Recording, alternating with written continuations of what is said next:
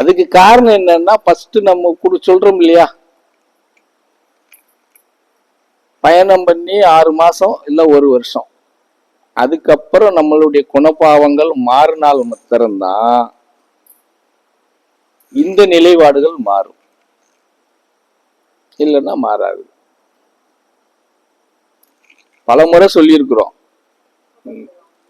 தொடர்ந்து வாரது மாத்திரம் இல்ல, தொடர்ந்து வர்றது ஒரு பக்கம் இருந்தா கூட நம்மளுடைய பழக்கங்கள் மாறணும்ல, குணபாவங்கள் மாறணும், உன்னுடைய செயல்பாடு மாறணும், உன்னுடைய பயணம் மாறணும்.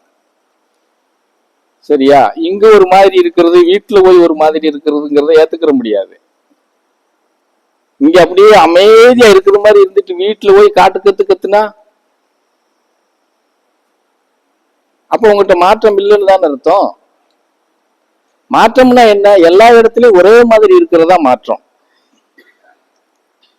பொதுவாக சிவ சித்தாந்தம் சித்தர்களுடைய நிலைப்பாடுன்னு வந்துட்டாலே எவ்வளவுக்கு எவ்வளவு பேச்ச குறைக்கணுமோ குறைக்கணும்,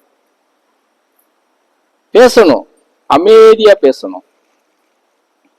ஆணா இருந்தாலும் பெண்ணா இருந்தாலும், பெத்த பிள்ளைகிட்ட பேசினாலும் சரி, இல்ல ஆண்கள் பெண்கள்கிட்ட பேசினாலும் சரி, சொந்தக்காரங்கள்ட்ட பேசினாலும் சரி, ரொம்ப அமைதியான முறையில தான் பேசணும். ஆனா நம்ம அப்படி பேசுறோமா? சொல்லுங்க பாப்போம்.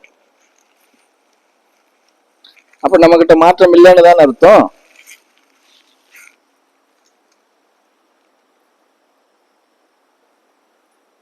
மாறினாத்தான். மாற்றம் இல்லை அப்படின்னா முழு நம்பிக்கை இல்லைன்னு தான் நாங்க சொல்லுவோம். ஏன் தெரியுமா? நீங்க மாற்றத்தை கொண்டு வாங்க, மாற்றத்தை கொண்டு வாங்கன்னு நாங்க பாட்டா படிக்கிறோம் இல்லையா, அந்த வார்த்தை மேல உங்களுக்கு மரியாதை இருந்ததுன்னா இமிடியேட்டா மாறிடுவீங்க. அந்த வார்த்தை மேல நீங்க மதிப்பு வச்சிருந்தால் கொஞ்சம் கொஞ்சமா மாறிடுவீங்க. 6 மாசத்துக்குள்ளே உங்களுடைய இது டோட்டலா அது மாறி தெரிஞ்சு போயிடும். அந்த வார்த்தையை நீங்க மதிக்காம உதாசனப்படுத்துறதுனாலதான் அந்த மாற்றம் உங்களுக்குள்ள வாரதில்லை. அதுக்கு இன்னொரு காரணமும் இருக்கு. அந்த மாதிரி நிறைய சந்தனத்துகளை நிறைய பூசிக்கிட்டு உங்கள்கிட்ட அகலத்துல ஒரு குங்குமம் பொட்டை வச்சுக்கிட்டு, சரியா, ஒரு சொன்ன மாதிரி மண்டையில எல்லாம் விக்காரமா வளர்த்து கிண்டைய போட்டுக்கிட்டு அப்படி வேப்பங்கொலை வச்சுட்டு ஆஹா அவனு கத்தி சொன்னா உங்களுக்கு பயம் வரும். சொல்றது மேல ஒரு எப்படி சொல்றது,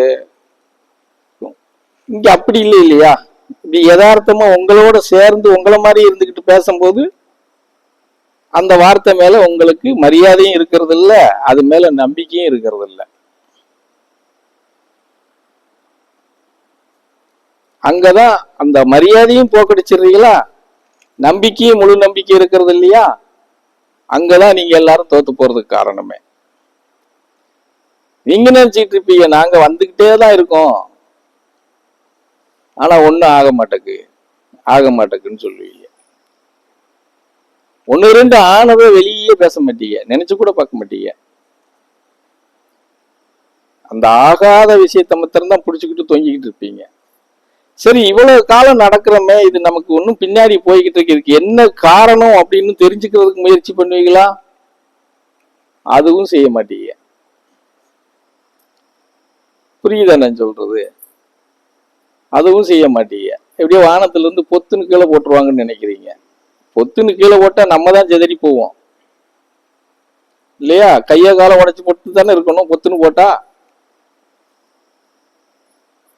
அப்ப அதெல்லாம் நம்ம கொஞ்சம் கூட சிந்திக்கிறதே கிடையாது. அது எந்த அளவுக்கு எடுத்துட்டு போறீங்க அப்படின்னு எனக்கு கொஞ்சம் நிரடலா தான் இருக்கு. எவ்வளவுதான் பாட்டு பாடினாலும் மாற்றங்கள் இருக்க மாட்டேக்கு. இது எப்படின்னா, எப்ப வரும்னு சொல்றேன்னு கேளுங்களேன். எல்லா வலுவும் நம்ம கிட்ட இழந்து போயிடும் பாரு. நடக்க சத்து இருக்காது, வருமானம் கையில இருக்காது, புரியுதா?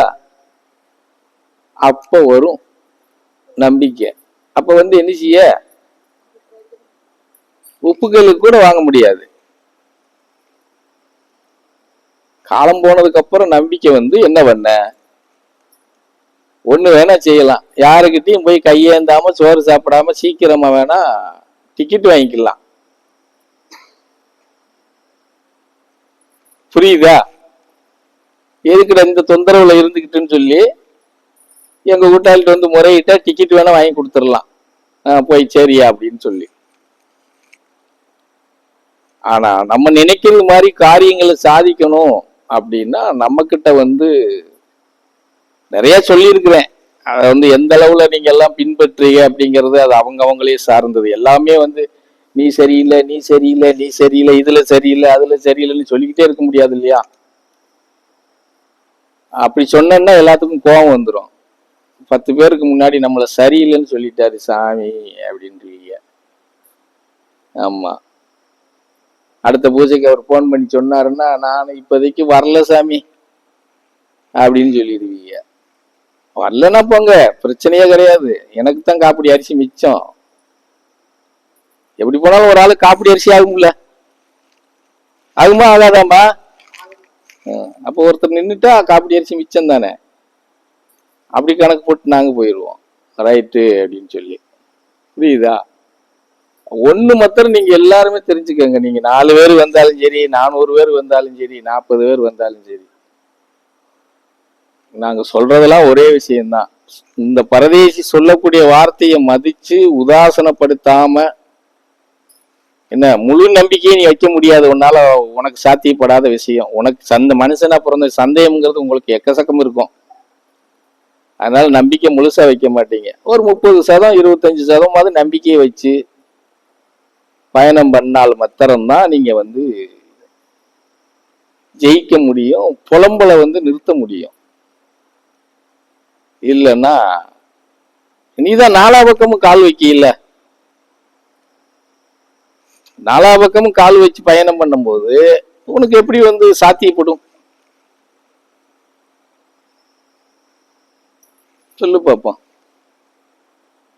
நான் சேலஞ்சே பண்றேன். கணக்கு பெட்டி உலகம் ஃபுல்லா பேர் வாங்கிட்டு தான் இருக்கு, சரியா? இப்ப இங்க வந்து என்ன கோரிக்கை வச்சு வாரீங்களோ இதே கோரிக்கையை வச்சு நீங்க கணக்கு பெட்டிக்கும் போங்க, போய் பாருங்க எத்தனை வருஷத்துல கிடைக்குதுன்னு பார்ப்போம். எப்படி கிடைக்குதுன்னு பார்ப்போம். மண்ணுக்குள்ள போறதுக்கு முன்னாடி வாங்கிடுவீங்களான்னு பார்ப்போம்.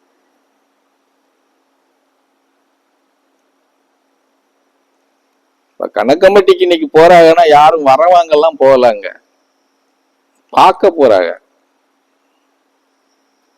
இவங்க போனா நல்லா இருக்கு, அவங்க போனா நல்லா இருக்கு, இங்க நல்லா இருக்கு, அங்க நல்லா இருக்குன்னு இப்படியே பிரச்சாரம் பண்ணிட்டு தர்றாங்க இல்லையா? இன்னைக்கு போற கூட்டம் பூரா, இப்ப இந்த 4 வருஷமா போற கூட்டம் பூரான்னா எல்லாம் நல்லா இருக்குன்னு சொல்றாங்க, அங்க எப்படி இருக்குன்னு பாப்போங்கிற போற கூட்டம் தான் இன்னைக்கு அங்க லட்சக்கணக்கான கூட்டம்.